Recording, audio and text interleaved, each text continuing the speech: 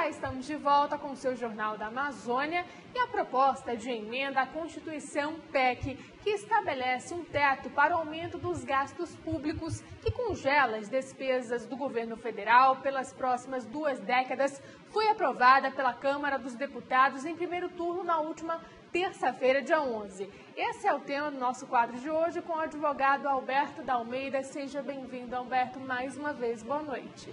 Boa noite, Nádia. Boa noite você que está nos assistindo. O interessante da PEC é a proposta de emenda à Constituição, ou seja, nós vamos mudar as regras do país inteiro, regras constitucionais, que precisam passar por 4 votações. Foi a primeira, temos mais 3. Então, nós brasileiros ainda temos a possibilidade, entendendo a PEC, até de modificá-la.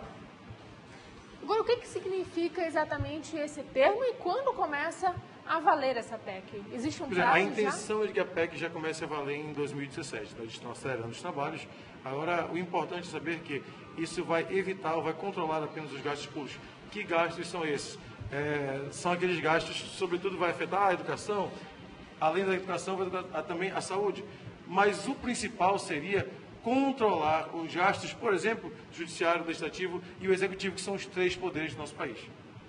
E qual seria o impacto dessa PEC se ela for aprovada? A gente já tem uma votação aí a favor, mais 3 no futuro, para a nossa vida, para a sociedade, exatamente. Como é que ela vai funcionar na prática? Na prática, os gastos hoje que o judiciário tem, por exemplo, eles vão ter que controlar. Se eles gastarem um pouco mais, eles não poderão, por exemplo, ter aumentos, ter reajustes. O que é, de certa forma, interessante controlar o gasto. Agora, o difícil será como controlar esses gastos. Porque o maior problema do Brasil hoje, Nádia, é justamente com relação aos gastos extras. Aqueles gastos que não são tão declarados, ou que nós estamos vendo, são os caixas 2, caixas 3. Esse é que é o nosso grande problema. Então, controlar, nós precisamos ter bastante cuidado, porque se eu controlo demais o investimento, eu deixo de crescer. Não tem, para você que tem em casa, se tem uma empresa com vendedores, se eu diminuo o número de vendedores, eu diminuo a venda, diminuo a arrecadação. Então, esse controle terá que ser muito bem feito. O Ministério Público, seja estadual ou, sobretudo, da União, que é a Procuradoria da República, precisará estar controlando, sob pena de nós prejudicarmos muito mais que ajudarmos no crescimento do nosso país. Agora, essa PEC vai afetar o Executivo, o Legislativo e o Judiciário? Sim, as 3 esferas, mas principalmente o Executivo, porque quem tem a maior fatia. O Executivo é quem tem mais dinheiro para gastar. O Judiciário e o Legislativo é importante evitar, sobretudo, gastos carros. Por que os órgãos do Judiciário, os órgãos legislativos têm grandes carros? Então, quer dizer, o cidadão normal não tem grande carro. O cidadão normal com um carro popular. Prédios públicos, você passa numa repartição do Poder Legislativo, do Judiciário, são grandes prédios. Aí você olha atrás desses prédios, favelas. Então, esse gasto tem que ser muito bem controlado para não aumentar essa disparidade econômica que há entre os poderes e a população que patrocina o poder. O que acontece se essa PEC for aprovada realmente? E a gente falou aí que especificamente, se ela for aprovada, a gente vai começar a sofrer essas modificações em 2017. Porém, em 2 áreas que são as principais, aqui no Amazonas, que a gente está sofrendo realmente, a saúde e a educação está prevista para 2018. Por que essa diferença? Pois é, porque houve um questionamento muito grande. Primeiro. Segundo, a possibilidade de crescer na educação, se eu diminuo o crescimento da educação, eu diminuo o crescimento do país. Nós precisamos investir, tanto que a própria Constituição estabeleceu um teto de 18%.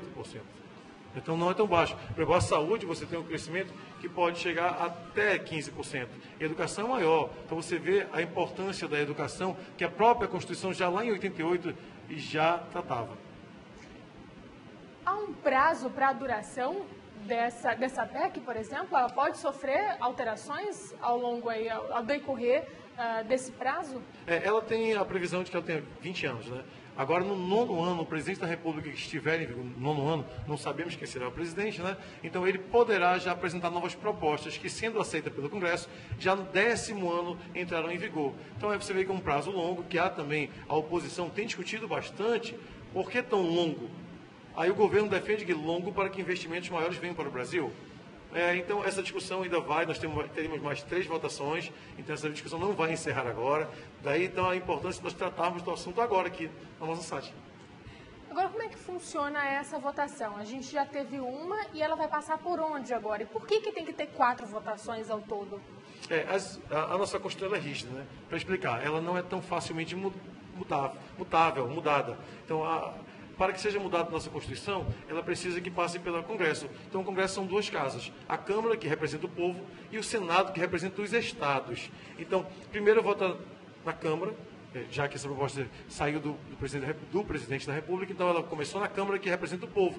Votou a primeira vez, daqui a 10 sessões nós teremos uma nova votação, será novamente pela Câmara, que até lá são discutidas propostas, passa pela comissão, e aí não havendo alteração, ela já vai para o Senado. O Senado vota, depois vota em seguida novamente. Só após as 4 votações, 2 em cada casa, é que nós teremos a promulgação que não passará pelo presidente da República, e sim o próprio Congresso é que dirá, ok, está em vigor. E aí nós teremos sim essas alterações, em 2017 algumas, outras em 2018, você bem falou sobre educação e saúde, e aí nós vamos limitar esses gastos. Se é a melhor maneira ou não, só depois nós saberemos, porque por enquanto apenas propostas, apenas discussões, apenas teses sendo levantadas pelos nossos parlamentares. Em menos de uma semana a gente já teve manifesto, inclusive ontem registrado no Rio de Janeiro. A população, a sociedade pode intervir nessa aprovação? A Câmara representa o povo, então o povo agora tem que cobrar. O povo cobrando, a Câmara, ela tem sim que ouvir o povo, esse povo que está na rua, porque quem os elege somos nós e para nos representar. O Senado, embora represente o povo, mas essa representatividade ela é muito mais estatal que popular. Então agora, principalmente agora, nós precisamos nos manifestar enquanto estamos ainda na fase da Câmara, que é a Casa do Povo. Bom, Beto, então muito obrigada pela sua participação e a gente se encontra na semana que vem, na terça-feira. Se Deus quiser, até a próxima semana. Muito obrigado. Obrigada mais uma vez. E olha só, a seguir, estudantes aprendem regras básicas de trânsito por meio de brincadeiras e atividades lúdicas. E ainda, inscrições abertas para o curso de Educação Básica para Indígenas. Não saia daí, nós voltamos já.